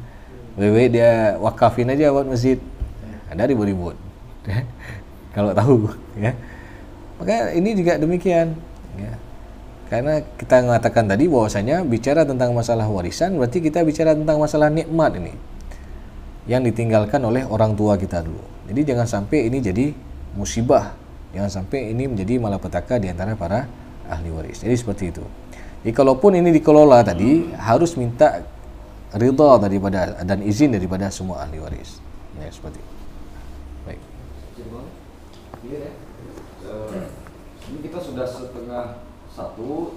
Saya begini, tadi mau tanya satu lagi, mungkin saya buka satu lagi untuk Aris, setelah itu cukup dulu ya, beliau belum makan juga nih soalnya. Setelah itu Aris satu lagi, setelah itu kalau ada bincang-bincang nanti setelah Biasa kita kan ada bagian informalnya. Iya kan? Nah, itu bagian informalnya. Tapi saya tetap minta ya semua orang, karena kita masih belum tutup nih majelis. Jadi bukan kayak nonton Piala Dunia. Tetap seperti di dalam majelis. Karena kalau satu orang merusak adab majelis, itu efeknya ke semua orang. Bukan kayak yang merusak saja, dimohon tolong dijaga adab majelis. Kita sudah tamat kitab Adabul Alim wal Muta'allim. Jadi tetap fokus kepada belajar. Saat saya ngantuk betul. Ada air. Ada air, siram dulu mukanya biar dia padam apinya kan, karena dari iblis itu kan. Nah jadi begitu. Ustaz, saya sudah mulai loyo nih Ustaz. Ya kan? Tenang, ada kebuli bentar lagi. Nah, kita bayar energinya ya. Semua tolong ya. Semua kita fokus dulu ke Ustaz. Satu lagi pertanyaan ya. Ada saya, yang lain yang ada sabar, nanti ada season informalnya. Saya Jadi mengenai kesepakatan Ustaz. Ya. Jadi karena memang di kampung nih kondisinya, jadi si orang tuanya itu meninggal, si ahli warisnya ini, terus si pemilik warisnya juga udah meninggal, berarti tinggal cucunya. Jadi karena mereka tidak, misalnya 1/8, 1/, itu kan katanya terlalu ribet lah, lebih mau ngambil rata aja, lebih dibilang itu supaya adil gitu kan. Jadi dibagi berdasarkan kesepakatan, jadi si perempuan dapatnya sama gitu. Nah itu gimana konsekuensi secara hukum, apakah itu zolim, tapi udah kesepakatan antara din ya. Baik. Kalau membagikan secara kekeluargaan ya, apakah ini dibenarkan dalam syariat kita? Boleh. Jadi pembagian secara antara din, secara kekeluargaan ini diperbolehkan dengan syarat sebelumnya mereka telah mengetahui bagiannya secara syariat. Kalau laki-laki dia udah tahu misalkan bagian dia 2/1, lalu dia bilang sama adiknya, "Adik, abang sudah tahu bagian abang ini 2/1 dengan adik. Tapi kita nggak usah ribut-ribut lah. Ini kan nikmat dari orang tua kita, ya. Kita bagi rata aja lah." Nah, maka ini boleh, ya. Jadi setelah dia mengetahui bagian secara syariat, jangan sebaliknya bagi rata terus. Habis itu ikut kajian faraid. Baru tahu dia, wah, ini itu saya nggak ridho. Nah, kalau begitu saya nggak ridho nih, saya nggak ikhlas nih kan. Nah, jadi nggak ada keikhlasan lagi kan. Nah, makanya harus tahu bagian dia secara syariat, baru kemudian antara din. Jadi hablum minallah kita laksanakan, hablum minan nas pun kita jaga istilahnya. Oh iya, insyaallah. Paham ya? Sangat clear saya kira. Itu saja ya Ustaz. Baik. Cukup saja. Mungkin baca doa sedikit supaya kita bisa barokah majlisnya. Baik. Untuk memberkati kajian kita pada malam ini, mari sama-sama kita berdoa. Na'udzubillahi minasyaitonir rajim. Bismillahirrahmanirrahim. Alhamdulillahirabbil alamin. Hamdan yuwafi ni'amahu wa yukafi'u mazidah. Ya Rabbana lakal hamdu kama yanbaghi li jalali wajhikal karim wa 'azimi sultanik. Allahumma salli wa sallim ala sayyidina Muhammad wa ala alihi wa sahbihi ajma'in. Allahumma ahsina aqibatana fi umuri kulliha wa ajirna min khizyid dunya wa adzabil akhirah. Allahumma la tada' lana fi laylatina hadhihi dhanban illa ghafartah wa la hamman illa farrajtah wa la daynan illa qadaitah wa la maridan illa shafaitah wa la mayyitan illa rahimtah wa la dhalan illa hadaitah wa la 'aiban illa satartah wa la hajata min hawaijid dunya wal akhirah hiya laka ridha wa lana fiha salah bi rahmatika ya arhamar rahimin. Allahumma aslih dinana alladhi huwa ismatu amrina wa aslih lana dunyana allati fiha ma'ashuna wa aslih lana akhiratana allati ilayha ma'aduna waj'alil hayata ziyadatan lana fi kulli khair waj'alil mauta rahatan lana min kulli syarr. Allahumma a'inna ala dhikrika wa syukrika wa husni ibadatika. Allahumma awzi'na an nashkura ni'mataka allati an'amta alaina wa ala walidina wa an na'mala salihan tarda wa aslih lana fi dhurriyyatina inna tubna ilayka wa inna minal muslimin. Allahumma ij'al jam'ana hadha jam'an marhuma wa tafarruqana min ba'dihi tafarruqan ma'suma. Allahumma ati nufusana taqwaha. Allahumma ati nufusana taqwaha wa zakkiha anta khairu man zakkaha anta waliyuha wa maulaha birahmatika ya arhamar rahimin. Allahumma khtim lana bi husnil khatimah wa la takhtim alaina bi su'il khatimah. Rabbana atina fid dunya hasanah wa fil akhirati hasanatan wa qina adzaban nar. Subhana rabbika rabbil izzati amma yasifun wa salamun alal mursalin walhamdulillahi rabbil alamin.